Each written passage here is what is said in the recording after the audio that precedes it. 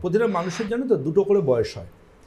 একটা বয়স হচ্ছে তার ক্রোনোলজিক্যাল এজ, দিন মাস তারিখে যে সময় তিনি জন্মেছেন, যেটা জ্যোতিষীদের দিতে হয়। আরেকটা হয় কিন্তু তার বায়োলজিক্যাল এজ।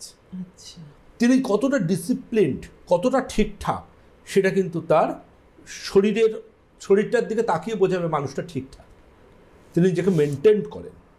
তো এই বায়োলজিক্যাল এজটা কিন্তু ভীষণ গুরুত্বপূর্ণ।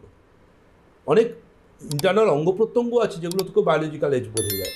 যেমন ধরুন যারা পিএফটি করেন, পালমোনারি ফাংশন টেস্ট, ফুঁ দেওয়া, ওখানে মেশিনই বলে দেবে, একটা 30 বছর ভদ্রলোককে বলে দেবে যে আপনার বয়স 80। একদমই, লাঙের বয়স 80। প্রত্যেকের কিডনিরও একটা এজ ডিটেক্ট করা যায় ইজিএফআর করে, এস্টিমেটেড গ্লোমেরুলার ফিল্ট্রেশন রেট করে।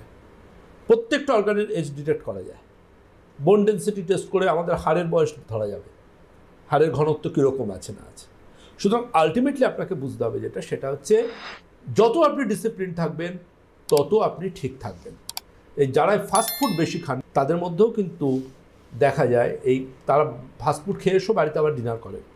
তো এই খাই ব্যাপারটা কিন্তু যারা পুওর ডায়েট হ্যাবিটের মধ্যে আছেন, খারাপ ডায়েটের মধ্যে, যারা সিম্পল কার্বোহাইড্রেট বেশি নেন, ভাজাভুজি বেশি খান, সিম্পল কার্বোহাইড্রেট মানে ভাত রুটি, যারা সাদা ভাত, সাদা রুটি, আর আরও দুটো সাদা আছে, কাঁচা নুন আর চিনি, এগুলো যারা খান তাদের মধ্যেও কিন্তু খুব দ্রুত শরীরের বয়স, মনের বয়স দুটো একসাথে বাড়তে থাকে।